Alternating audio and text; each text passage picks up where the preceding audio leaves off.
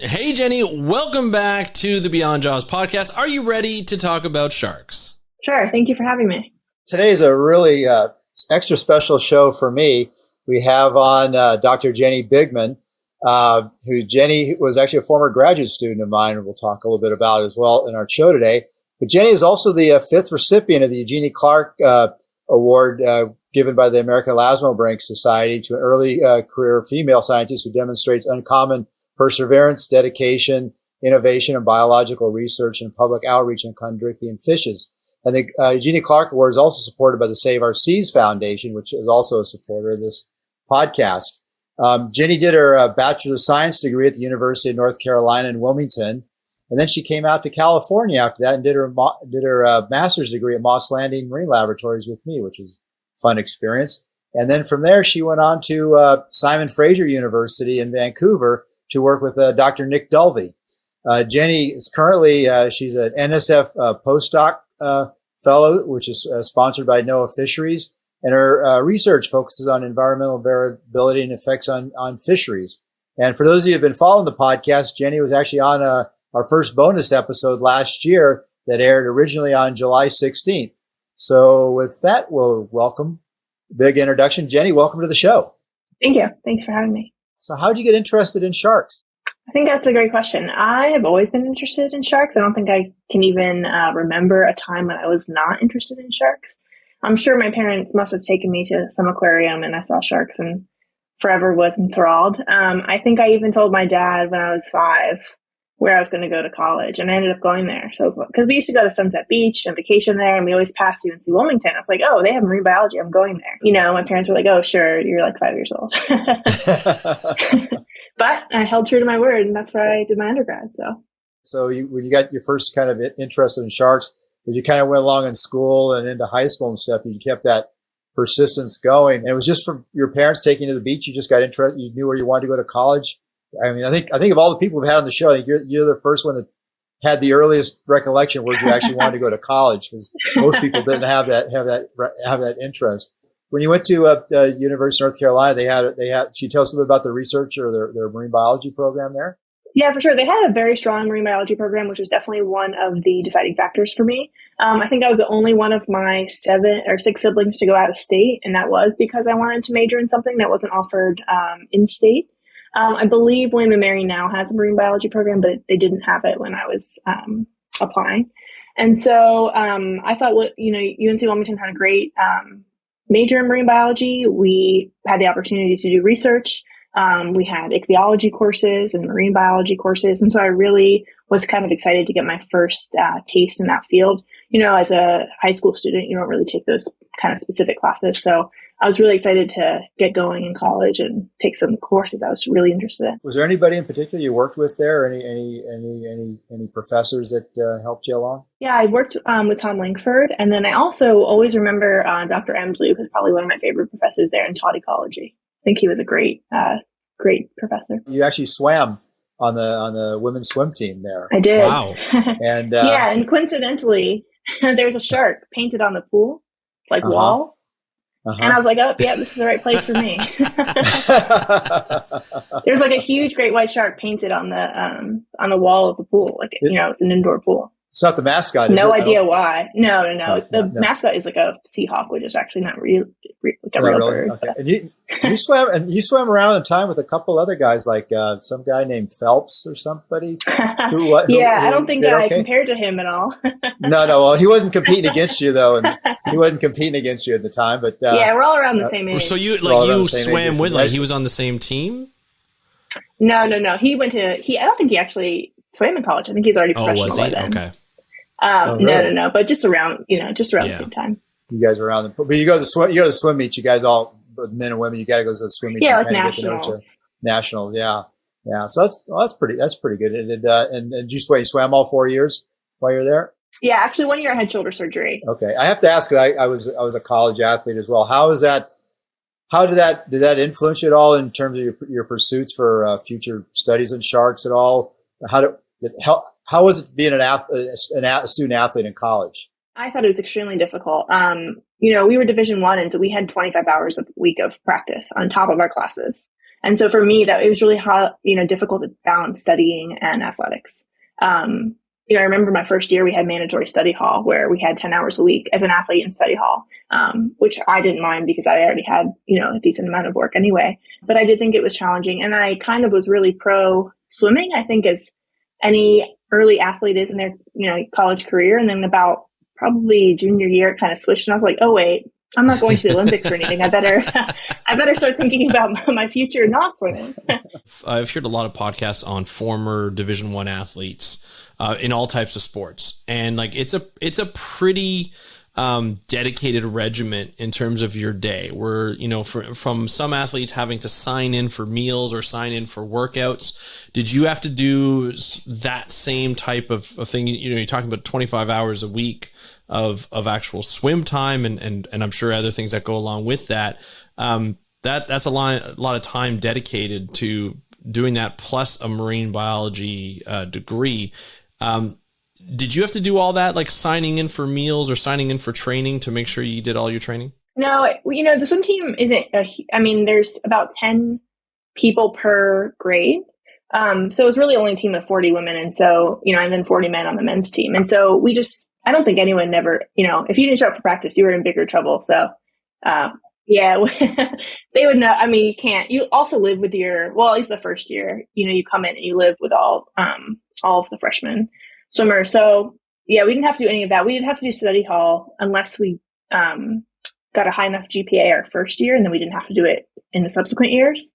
But other than that, it was just practice 3 hours every afternoon, plus practice 3 times a week, I believe, in the morning, about an hour and a half, and then a Saturday. Saturday was kind of a doozy with like 4 hours. But we had Sundays off, which is nice. I remember those schedules. How was it because the biggest challenge I always found was the lab classes, when you had labs and you had an away meet. Athletes, I think at most universities, get preference of classes times first. You're not the first, but you're one of the first groups for registration to open for you. And so I got to register for class times that suited me. So I don't think I ever had an issue, because I think biology was heavy on Monday, Wednesday, Thursday, if I remember. And our meets would mostly be on the weekends. And so we'd leave at earliest Friday and get back Sunday. So I don't think I ever had any kind of conflicts or overlaps. You hear a lot of athletes taking subjects, maybe in business or in arts or some sort of like specialty program, like whether it be a fitness program or a coaching program and so forth. Did you find it difficult, or one, were you one of the only people who took like a marine biology or science program? And two, did you find that difficult to balance the workload just in terms of the time? Like, you're talking about lectures and labs.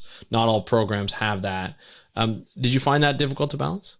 I did, for sure. And I think there were a few students on the swim team who were majoring in biology, maybe for pre-med, not so much marine biology. But they they had probably just as many labs, but it was difficult just to balance the time, for sure. And even your coursework outside of work. And so for, every weekend I would be pretty much studying, and going to the beach in the afternoons instead of spending all day at the beach. Gotcha. So you just prioritized your time. That was all. Yeah. Yeah. Well, it's I know it's very disciplined. You got to, like as Andrew just said, you got to really prioritize your time. You don't really have a lot of slack time to do very much. Yeah. Were you a scholarship at when you were swimming there? I had academic scholarship. At the time, I don't know how much athletic scholarship they had, because we were in the CAA, which is the Colonial Athletic Association, which is still Division I, but it's not, there's way higher conferences in Division I that have better funding. Did it help when you applied for the school there? Well, you got an academic scholarship, so you're doing pretty well. So the athletics didn't help as far as you getting into the school. I think it did help at least a little bit, because you're recruited. And so I was recruited for specific events for that school. So I'm sure it does help you, but I hope that I could have gotten in on my own academic record. I'll share the story here. I don't know if I ever told you, but I actually, when I was going to 4 years, going to university, I actually got turned down I applied academically, and I got turned down. And the day I got my rejection letter, I got a call from the wrestling coach that I'd been recruited to go wrestle there. And I said, I got this rejection letter. And he said, don't worry about it. Just throw it away. You'll get your acceptance letter next week. So that literally got me into university was athletics. I didn't get in on my academics. So I had to ask always ask a question, how it was, how did you That's awesome. get in? So I do have a question for both of you, actually, since you were both college athletes.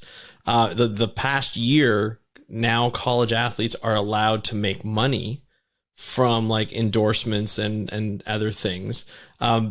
What are your feelings about that? Do you think you would have taken advantage of that if you were at school and doing that? Do you think you would have, gone through some kind of endorsement of some sort, or searched for that to help pay for school, or help pay for just being? Because a lot of people will argue the fact that the amount of time you spend in the athletic portion of the school, it's almost like a part-time or full-time job, and the fact that you can't make money but the school can make money off of you, maybe certain programs more than others, then you have that right. And so now that people do, would you have, Jenny, I'll start with you, would you have sought after some endorsement of some sort? I do think that's an interesting question. I think that if you're on scholarship, you're already kind of being paid.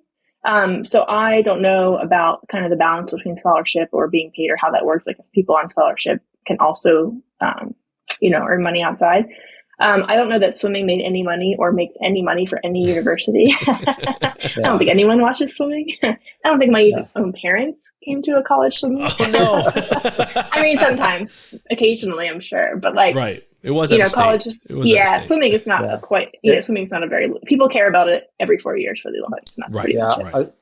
I was going to say, I think, football and men's basketball. Those are the money sports. I mean, the ones like swimming and wrestling are not the big money sports they play in. And I think, I kind of probably from a way different era, because I was in the late 70s, early 80s when I was competing. But today, just seeing like the way big time college football and men's basketball, particularly, just rake in the monies with the TV deals and stuff, I think it's overdue. They should have done that a few years ago. This is what I find interesting is now with the technology that we have in terms of social media, anybody from any sport in college could be a quote unquote influencer, right? Like you see, I see a lot of women's basketball players who are on like things like TikTok. I see gymnastics, both men and women.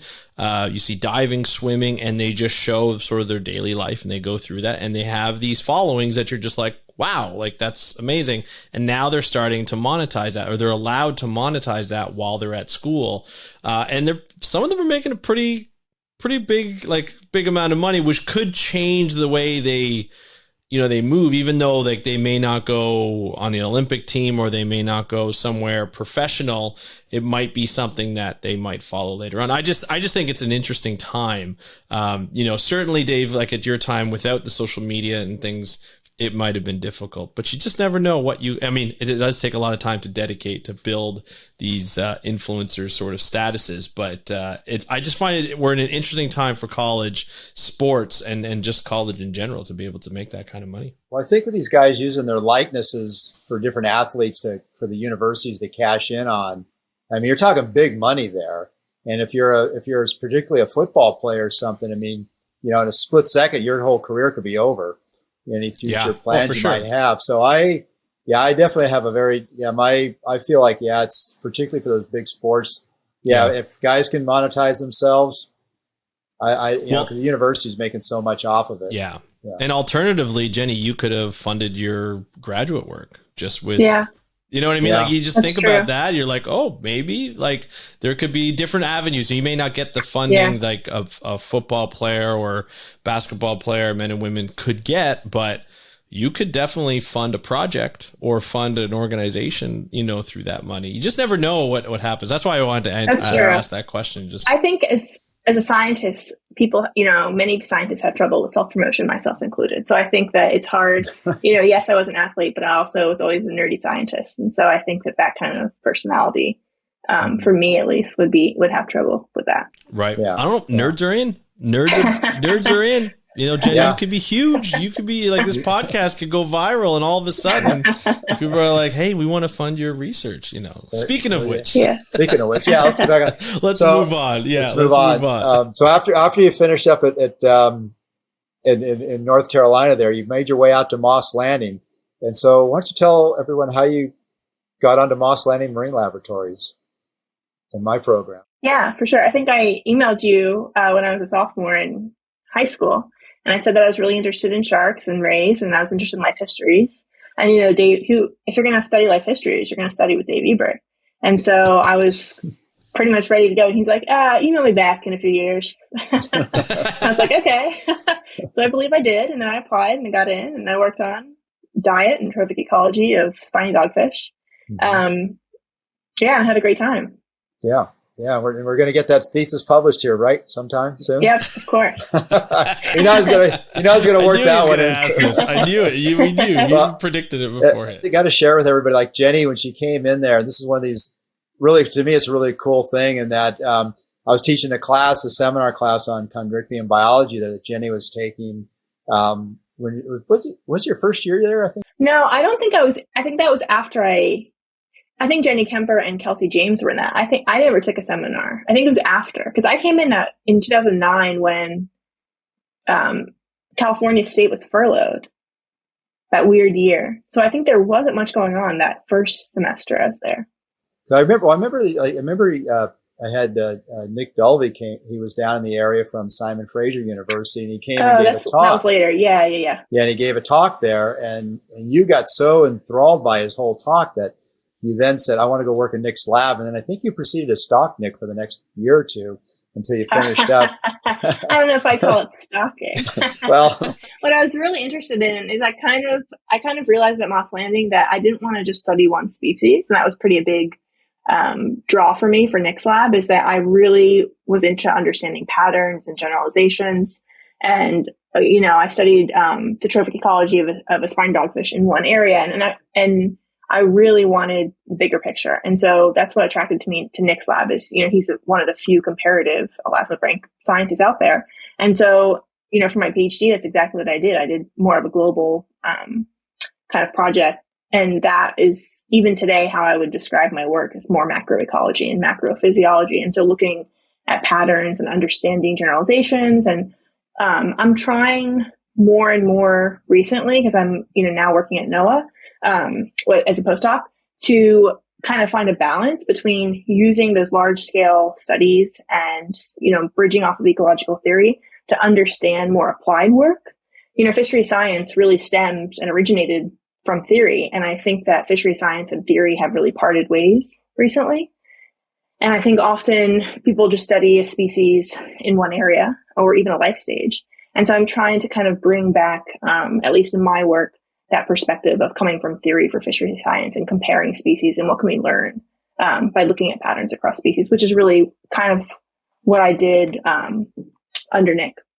I think what really helps is that you got at least a good grounding, and that's what I think with most people with a master's, you don't really have the time to get into the big picture like you can with a PhD. And I think getting the foundation there as well really helped. And I also think that you took on a really challenging red list assessment for one of the IUCN red list assessment, the spiny dogfish at the time. And that was really, I had a number of students, and my students usually would work on some of those, but they'd usually work on some that were fairly straightforward. They weren't as controversial as yours, had some more challenges to it. Why don't you just share a little bit about that? Now, did you know it was going to be challenging before you assigned it to me? Yes.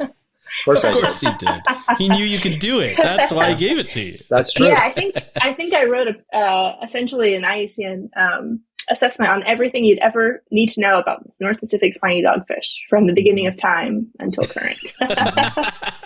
Come to find out later, for IUCN assessments, all you really need is population trends.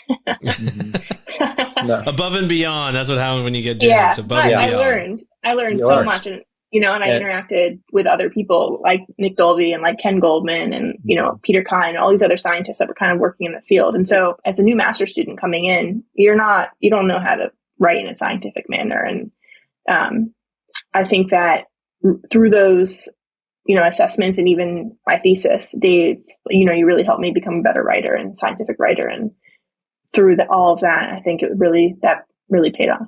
I think also working with Nick on that assessment it gave him a lot of insight into like your abilities to that. When you take somebody out, when you make somebody take somebody out for a PhD, that's a big commitment. Yeah. on your end and the professor's end.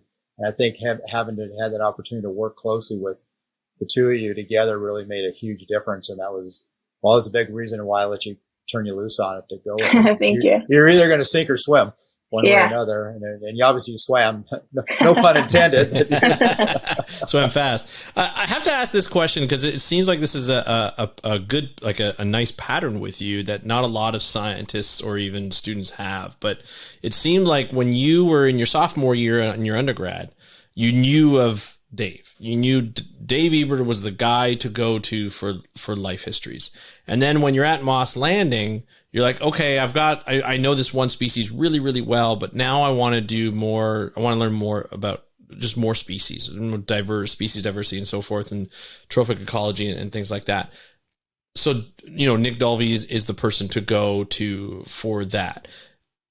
Not a lot of people have that foresight to know of the people. And so how did you discover Dave? Was it just through readings that you were doing and were you reading journal articles in your sophomore year through assignments, or was it more of, I want to learn as much as possible about sharks, so I'm just going to do my own reading? It was the latter for sure.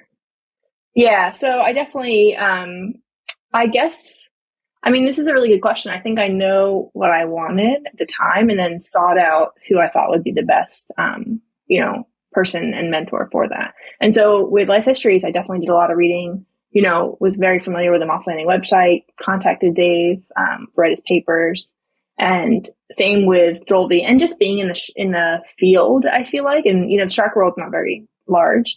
I knew of Nick Dolby and, I'd been to his talks, like Dave said, he came to give a seminar. And so I was pretty familiar with his work and then also talking to his students, what working with him was like and what kind of projects they were working on. And so I just felt like that, again, just like Moss Landing was a great fit. You just don't see that a lot in students, that extra effort, especially in the sophomore undergrad year, like maybe in the graduate where you tend to meet more professors and from different schools just from coming from seminars and stuff. That happened at my school all the time when I did my master's, but that I don't know if I would have had that foresight at the beginning to go and do those extra readings and so forth, especially when you had your athletic, sort of responsibilities plus sort of your regular marine biology homework, which was, I'm sure, a lot. And then you go on and do all this reading. So it just go right off the bat, it shows that you had a passion. Sharks are cool. Right off the bat. Yeah, they definitely are.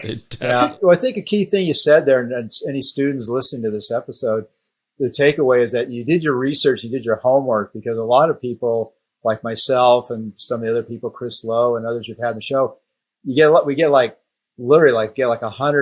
people interested in coming to the lab, and you tease them down like, okay, who actually really is read up and has an idea where they want to go? Because just saying you want to study sharks or something, or putting out some kind of a boilerplate statement, is not going to really get your attention. The fact that you had read some of the stuff and you had a very clear idea where you wanted to go, that helped a lot. That tells me or any other potential faculty what you want to give a very clear idea of what you want to do, and that sets you apart. That's how you kind of rise above the other 99 people that might be applying. Yeah, like you're not going to email Dolby and be like, "Hey, I want to tag sharks," for example. I get that all the time. Like, "Yeah, I would like to come tag sharks and look at the behavior with you." And I'm like, where does it say I do that kind of research? I think it's almost implied in a lot of the studies that make it to sort of the mainstream type of media that people will get. If they don't go diving into sharks, if they don't go into the literature, they may just go to like Shark Fest or Shark Week and see those studies. And usually they have to do with tagging and things like that, because that seems to be, although interesting and although important, it seems to be sort of the only thing research that's happening, according to sort of anything that makes any kind of mainstream or popular media. Whereas like life histories, even though it's extremely important, it doesn't make it as much. Because for some reason, I guess maybe some people don't find it as exciting, or the people who are controlling what goes out there on the bigger platforms don't find it as exciting, which obviously the three of us here don't agree with. But, I think that's sort of the way. So when people, if they don't do their research, if they don't dive into the literature, if they don't really know, they're just going to say, this is what this person probably does because that's what everybody does. It's like when you talk about shark conservation, it seems like right now the only thing that people are talking about is finning, for the past decade, but that's not true. There's a lot of other conservation that's going out there, and it doesn't always have to do with the process of finning. So I think it's just a little bit of what the communication is coming out here. Now you have podcasts like this and a bunch of other podcasts on sharks that have come out even before us, and we're seeing a lot more variety in research being talked about, which I think is going to help, get people to communicate better to the professors that they wanted to go through for graduate school. I hope anyway. I'm sure there'll always be some that don't, but if they listen to this podcast, I think Dave mentions it every episode just to kind of hit it home, right? Just to hammer it home. It's also important. I think that even though we all have a love of sharks, I think that quantitative skills are super important. And those will get you a job. And so I think, on top of that, and not many studies, I guess, lend themselves to being super quantitative. And so if you can kind of get into that area and still work on some shark work, then I think that's the sweet spot, if you're interested in that. And sharks are pretty small, as you said, pretty small field relative when you get into fishes, and especially even though some sharks are commercially important, when you look at salmon and some of the other bony fish species that are huge fish, tunas, sharks are just dwarfed by those other things. So even though we're very excited and passionate about it, it's hard to get everyone else that are not in the field outside that spark of passion and inspiration to do. For sure. And I think sharks are challenging even to study because I think that, many of the questions that are kind of hot topics these days, like climate change, I think sharks are very difficult. And so, that's one reason that why I also work on teleos is because some of the questions I'm interested in, I can't really answer using sharks. But then I have those ongoing side projects of other work, related to sharks. Andrew and I have a lot of the people we've talked to, especially some of the younger people, and even some of the more senior people, when you're coming out and starting your career, the broader you can be, the more employable you'll be as far as where you might wind up. If you're very narrow, you're just not going to have that opportunity, as many opportunities. But once you get in the door, like whether it's NOAA Fisheries or an academia or an NGO, you can eventually, if you still got that passion, which most of us do for sharks, you can eventually figure out a way to kind of work the research around that you can get back into doing the sharks. I did aquaculture for 10 years. I was about as far removed as you could be from it. But I just kept doing all the stuff on the side and found my way back into a full-time job eventually. I have a day job now and I'm doing podcasting because this is where I think is where it needs to go. So yeah, you do whatever you need to do to get that done. Andrew just brainwashed me into doing podcasts because we both like to talk. We both like to talk football and smack off air. So really, we both talk too much, I think, is what it is. Is what happens. So we might as well make it productive in terms of talking. So you went on to the Dulvey lab. I know you probably spent a little more time in this, but it's like, so how is it working in Nick's lab? I've known Nick a long time and stuff. And how did you enjoy that? How was that experience? Yeah, I thought it was great. I learned so much. I can't believe how much I learned, in 6-ish years. I think that, Nick has a way of seeing, the forest for the trees, I guess is that saying. And so, you come up with an idea and then he'll say something, you're like, oh, why didn't I think of that? Or even when you're giving a talk, I think he really helped my science communication skills. And I think that, having him kind of help you frame and think about what's important in a talk is super important because you see so many scientific talks that just go into the weeds, don't explain terms. You have to keep it very high level, say one or two things. I'm a scientist, but I have no background in genetics, so I'm not going to understand anything related to genetics, for example. And so whenever you're talking about, your project, I always think to, keep it super high level. And I definitely learned that from Nick. And I think that's gotten me far in job interviews and those kinds of things. You did pretty well. You got straight into a postdoc position right after after your defense. Yeah. So I applied. I kind of had a weird, I basically applied for an NSF postdoctoral research fellowship in biology, which is a postdoc that is funded obviously by NSF, and they have different categories or different topics. And so one of the topics in the year that I was finishing, and looking for other work, was rules of life. So really linking biology across scales. And so that's exactly what I do. I take physiological traits or ecological traits and really understand how they structure higher order processes. And so studying physiology and how it relates to life histories and population dynamics for my PhD, I just wrote a proposal. I actually wrote a proposal on cryptobenthic fishes, not on sharks, because cryptobenthic fishes have very short lifespans, and so it's really easy to experimentally manipulate them. So I wrote a proposal on understanding how metabolic rate basically shapes life histories, population dynamics, and then ecosystems as a whole, really focusing on ecosystem productivity and biomass cycling, or fisheries productivity, really. And then I think I applied for that in November before I defended in July or June. That took 6 months to, you didn't find out for 6 months. And then I think 2 months after I applied for that, I applied for an NRC postdoc at NOAA, which is how NOAA does most of their postdocs. So it's National Research Council. And you apply for a project and you write a proposal similar to NSF. And you write it for kind of a project that already exists, but you do obviously have a lot of leeway. So I found out that I got that postdoc, but then 4 months later, I found out I got the NSF, and I was able to do both. And so first I did the NRC postdoc, and then I just transitioned in June to the NSF funding, which gives you a little more intellectual freedom, which is I'm really looking forward to that.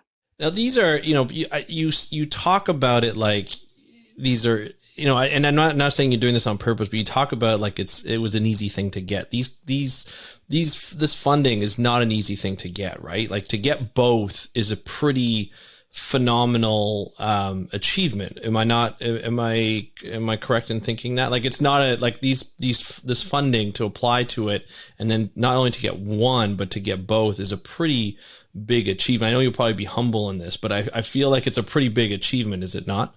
Well, I think I think the NSF is probably more difficult to get.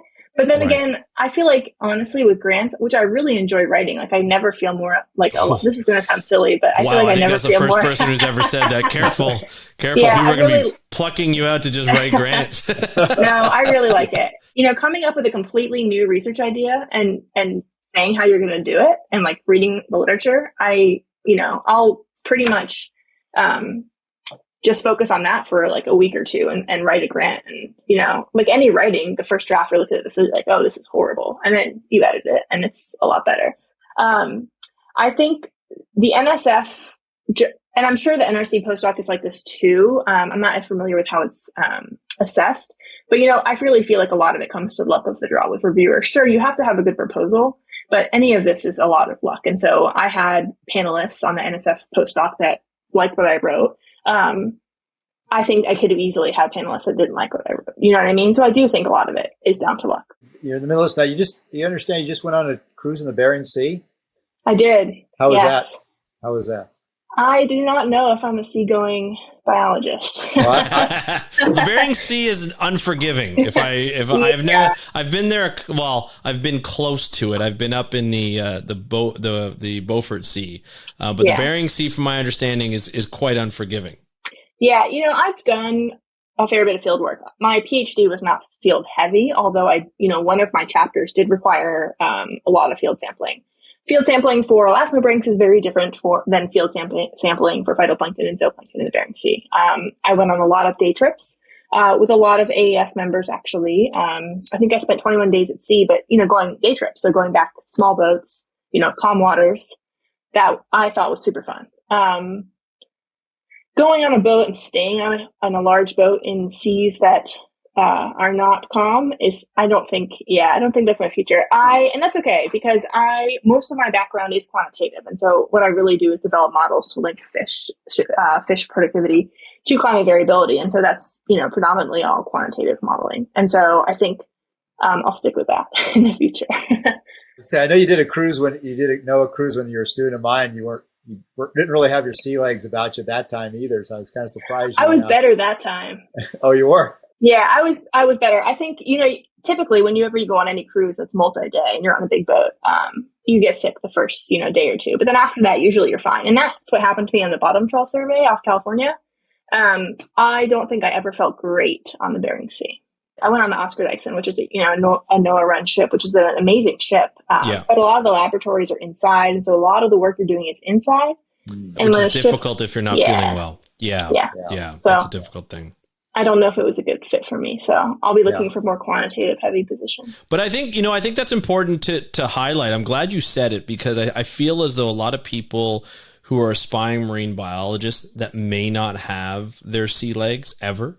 There are biologists who are like that. I worked in the Gulf of Mexico for almost a full year, and we had a number of different researchers that would come as a UNOLS boat. So we had a number of different researchers that would come on the boat, and there were some that were fine. And then there were others who were like, oh yeah, like I'm going to throw up the first night. I know this, but I'll be fine after that. And then there are others who are like, no, I'm going to be sick the entire time, but that was the PI. And he's like, but I have my crew here who's going to do the rest. Yeah. And so there are always people who have a sort of variation tolerance to, to the sea. And I think that can help define what you like, what you don't like. And I think that's fine. You don't have to be, in the Bering Sea or in the Pacific, just in general, is unforgiving. And you don't have to be there if you don't feel comfortable doing that. You may not be able to partake in some research in that, but there's so much other research, like you said, Jenny, that you can do, whether it be on shore or just along the shoreline in smaller boats, doing different types of surveys. And I think that's okay for people to realize. Yeah. And even data collection, I don't see myself as a scientist going forward doing a lot of data collection. I do a lot of modeling. And so I take data that others have collected and make sense of it. For my PhD, obviously in my master's, I did data collection, as you should when you're in training. But now going forward, I do see myself as more of a quantitative scientist, and yeah. And when you're doing that, you're dealing with like decades long of data too. Like it's not just 1 or 2 years like you would do in a PhD. It's like could be like 30 years, 40 years for all we know, right? Yeah. Preferably. I was working on a data set that's 1970 to 2100 because I'm working with climate projections. And so, that's a lot of data. And so there's positions like that you don't have to collect data, that you can, do a lot of quantitative modeling.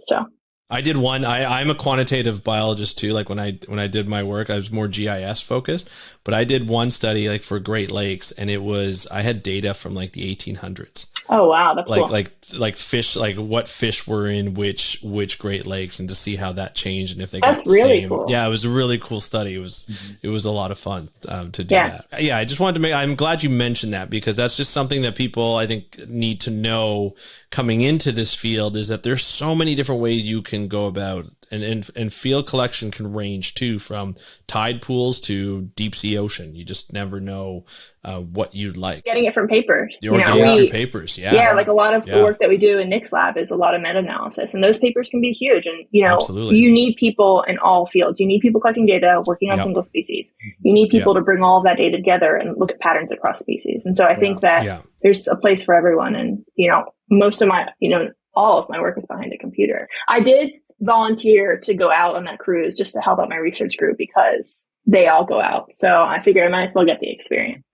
I like that even never more. Again. Volunteering, knowing that you're like, I'm probably not going to love this, but I'm going to do this for the greater group. Yeah. I like that. Yeah. I like Can't say I'll do it again, though. Well, but you did your one. That's it. People are like, no, she did it. Jenny did it. Yeah. Now, that was a bit of a balance. You did go to Australia while you're doing your PhD for a few months.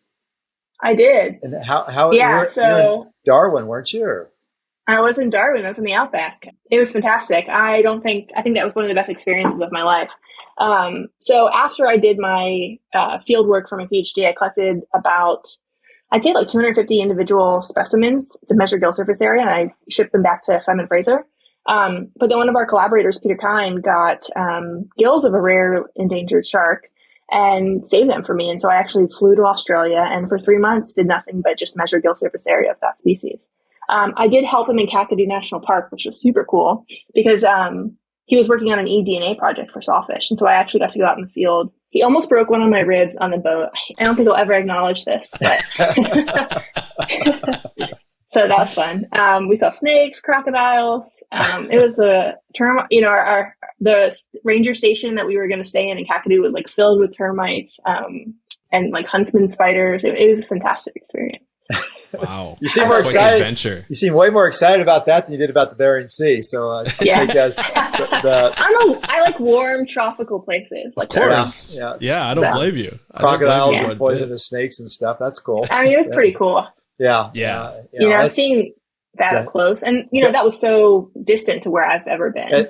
Darwin. Did you actually see live sawfish in the wild? Did you catch any? No, we were just collecting. We were doing eDNA, and we were downloading data from acoustic receivers. Oh, okay. So you didn't catch any? Yeah. You didn't catch any river sharks or anything? Or? No, I have seen sawfish in aquaria. Okay, but not in the wild. I've seen them in the aquarium. That doesn't count. Yeah, I've had asked. I've seen them in aquariums too. Yeah. So I've seen those there. So. That's not special here, Jenny, but special to most other people. But we're all like, we've all seen it. But no, I get it. Yeah, I think it's on all three of our bucket lists to see a sawfish in the wild. Oh, for sure. Oh yeah. That'd definitely be something cool to see. I know Pete Kind, he has a project where he actually goes out and does some tracking, I think, on him as well. But I obviously wasn't doing any of that type of stuff when you were there.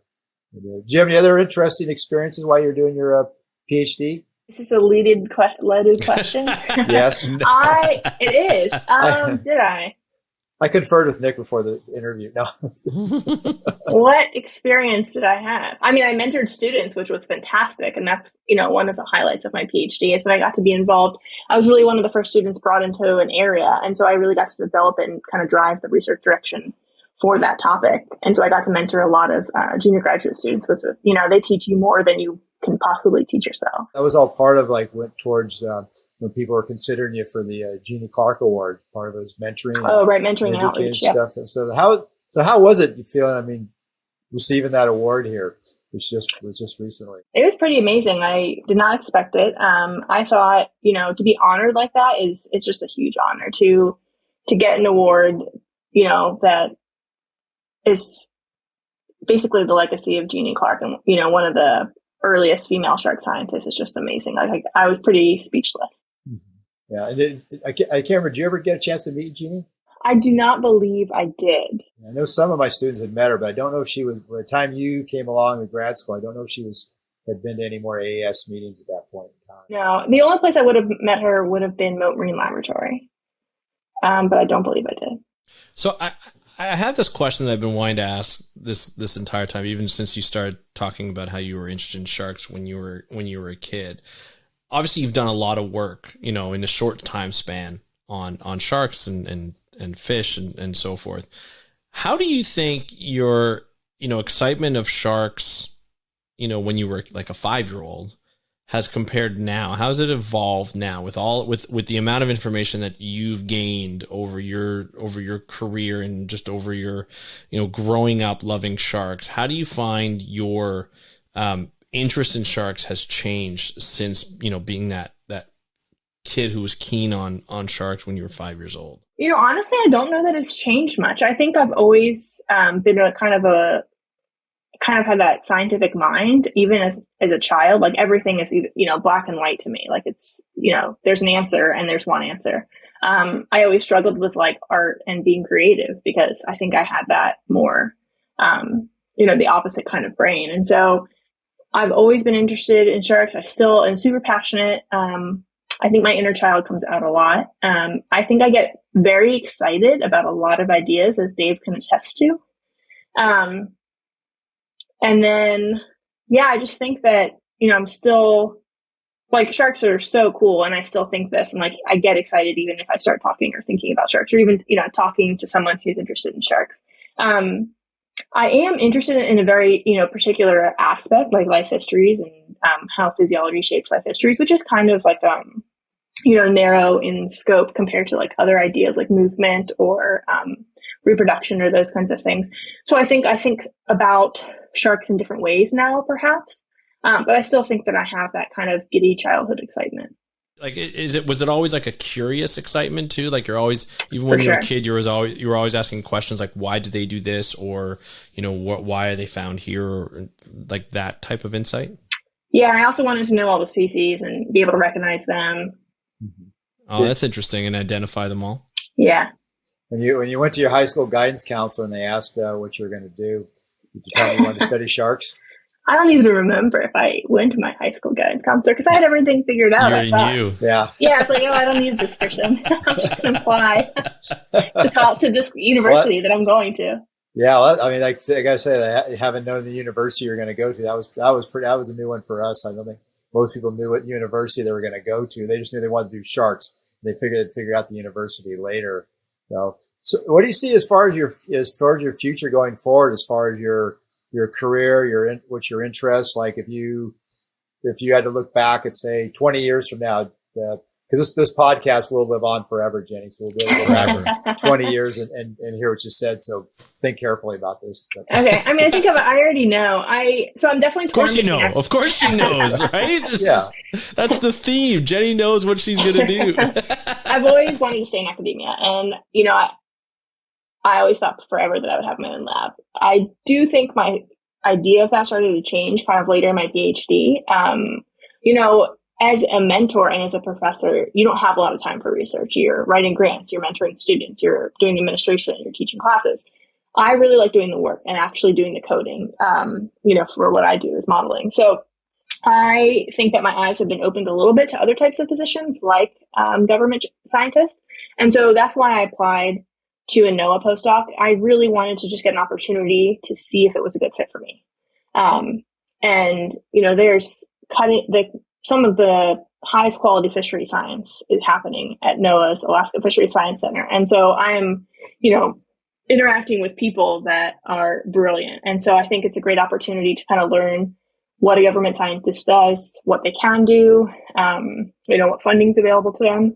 I'm applying for both academic and governmental jobs, so I don't really know how that will work out. I really enjoy mentoring students and writing grants. And so, that's something, mentoring students especially, something that's more suited to academia.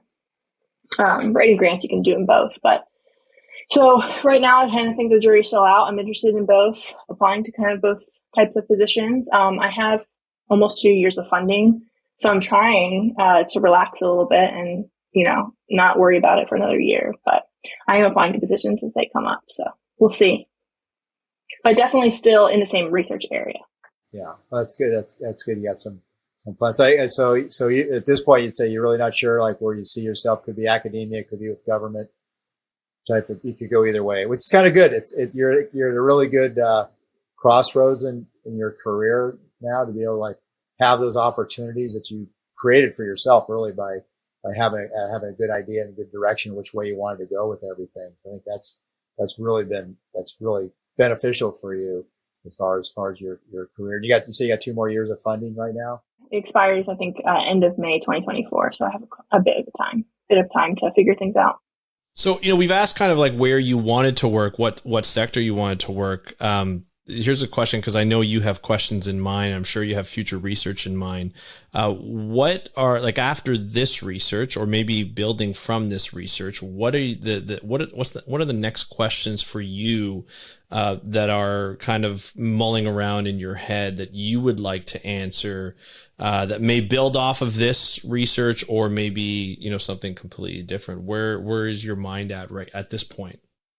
So I'm really interested in global change biology, which really means looking at patterns of change with climate change globally. So I've started to work on that now. So I'm looking at temperature, size, and growth in commercially important fish. I do, right now I'm focusing on Alaska. I do plan to extend that globally and kind of just look at patterns of size and temperature because, with warming temperatures, fish are getting smaller. And so one thing that's really cool about NOAA is that I started talking to scientists there, and they were like, oh, fish are, some of the early life history scientists were like, oh, fish are really resilient to climate change. And I was like, what are you talking about? They're getting smaller. That's all the macroecology work shows. And they were like, well, they're larger earlier in life. And I was like, oh, well, of course that's true because fish grow faster under warmer conditions, but they're going to grow, they're going to be smaller overall. And so what I'm really trying to do now is kind of understand that and understand how that affects fisheries productivity in the future. A lot of my PhD work was thinking about physiology and how it underlies life histories and population dynamics. And so what comes with that is thinking about oxygen, not just temperature. And so a lot of the climate change work has been on temperature. I think we're missing a huge part with oxygen. Oxygen fuels metabolism, which metabolic rate, supposedly governs almost every process biological in your body. So I'm really interested in kind of bringing oxygen into this, and then just more broadly thinking about global change, like species redistribution, thinking about mechanisms underlying that, like temperature and oxygen, seeing if we can use physiology to predict life histories and higher level processes such as ecosystem dynamics and ecosystem functioning. I also have worked a lot across species, not just fish, but across vertebrates. And I really am fascinated by that work, really comparing vertebrates. So like thinking about sharks and fish, but then thinking about how they compare to birds and mammals, and throwing reptiles in there. And so I'm really interested in kind of continuing that broad scale, kind of vertebrate wide work. And of course, I would classify myself as a fish or shark, expert or biologist, but I do think about a lot how there's different patterns of growth. One of the reasons why I think the field learned that oxygen was so important is because we're seeing larger magnitudes of change in size in aquatic species. And so that is where oxygen started kind of rolling about in people's minds, like, oh, it must be related to oxygen because there's less oxygen in water than air. And so I think like those comparisons can be really interesting. And I see myself kind of in that area in the future. Interesting. Those are very, so many questions can come out of that, like that. It's definitely an interesting, future that we're going to be in, and those questions are going to be good. What would you give advice for students considering a career in the field now? I'd say learn quantitative skills. I think that gives you the door. So learning, I didn't really learn a lot. I learned a lot of theory at Moss Landing, I think, like statistical theory, but not actually coding in practice. And I think it's being taught more now. That was just, the times. But I think that not only will it give you the opportunity for more employment later on, but it really opens the door for you to become an independent scientist. If you're always thinking, what's my question? How do I ask this question? And then how do I answer this question? That's really what a successful scientist is. Without the statistical tools, I don't understand, you're not going to be able to answer your own questions. And so I think that learning how to, just having a good base in quantitative ecology or quantitative biology, really, I think will open the door to you being able to be an independent scientist and kind of excelling and succeeding as a scientist these days, at least. How did you learn the coding aspect of, do you work in MATLAB? Is that the No, I mostly work in R? R. Okay. Yeah, I do everything in R. I really learned on my own. We do have a strong quantitative group at Simon Fraser University. I believe now classes are taught in R. I don't think I ever, maybe once took a class in R, just when I, went through school. It just wasn't that common. Now I'm sure things have changed. So I think that, students now, it won't be that difficult to get into it. But we pretty much all learned it on our own, every student there. Yeah, that's sort of what was it. So my next question is, because you learned R on your own and you did it sort of as a group, where did you take your frustrations out learning R as a group? Because everybody that, including myself, learning coding and just sort of the different types of routines that you could do was a very frustrating experience for anybody who was learning on their own, right? For sure. I think we had stats beers at Simon Fraser University where we'd all drink beer and talk about stats. So probably drinking casually. Yes, of course. But I think, I'm really passionate about coding and just data science. So I think there's a great organization called Carpentries, and I'm an instructor with Carpentries. And so this is basically an organization dedicated to teaching really foundational coding skills. So pretty much intro, and, you offer free workshops. And so I've done some of that. I taught an introduction to R at Georgia Southern University when I went down there in May. And so I think just giving students the statistical toolkit that they need is super empowering. And I'm really passionate about that, and kind of breaking down the barrier of statistics, because it's not that bad. Once you get into it, it's really not that bad. And I think there's a lot of fear around it. Yeah. Mm-hmm. And also no one knows what they're doing. We're all doing things wrong. We think we're doing things to the best of our ability, but it's probably wrong. But that's okay. I think my favorite course in my undergrad was, they created a new statistics course. It was biostatistics. And so we would basically have these problems that they would give us, and we had to try and figure out what statistics that we would exactly apply to what's it, which needed. was such a fun class because it was like work. It was like this is what your job could be after you graduate. So it was always fun. That was one of my favorites. Yeah, I weirdly, like, if I was hired as a professor, I think I would try to teach a stats class and basically use like one data set the entire semester and show students that it depends on the question you're asking what your analysis is. And so like use the same data set and show that you can ask, 12, 15 questions during that semester on using that data set. You're also going to do different analyses and you're going to parameterize your models differently. I love that idea. Someone has to hire me. Yeah, well, I think you should just send this to all your prospective employers in the future. Send this is the course I'm going to teach. That's fantastic, Jenny. This has been so great. I think Dave, you usually have a last question you want to ask. Yeah, I think I kind of hit the last couple. Like, how would you see yourself like 20 years from now in your career? I know we talked about that a few minutes ago, but if you just want to like summarize, where do you see yourself in 20, 30 years from now? Yeah, I think hopefully working on the same area. Like I'm really passionate and interested in this. I'd hope I'd be continuing to mentor students and teaching courses, hopefully on statistics, or, practical coding skills for scientists. I think that would be really cool. Either working at a university or at NOAA, probably. I think there's a lot of exciting work happening at NOAA that I'm really stoked to be a part of, like a lot of global climate models and like working on projections and really predicting and then making your predictions actually applicable for fisheries management is really interesting to me. So kind of hope to stay in that area in the future. Well, Jenny, I tell you, this was a terrific interview for me. Obviously, having one of my former students on there and having you receive the Jeannie Clark Award, I can't tell you how happy that makes me seeing my students go on and excite like that. And you've done great. And I'm really, really, really very proud of you of all you've done since you've gone on. And now if we'll just get that thesis paper published, I'll be I knew he was going to bring this up. Okay, I can retire. I could maybe consider retiring at that point.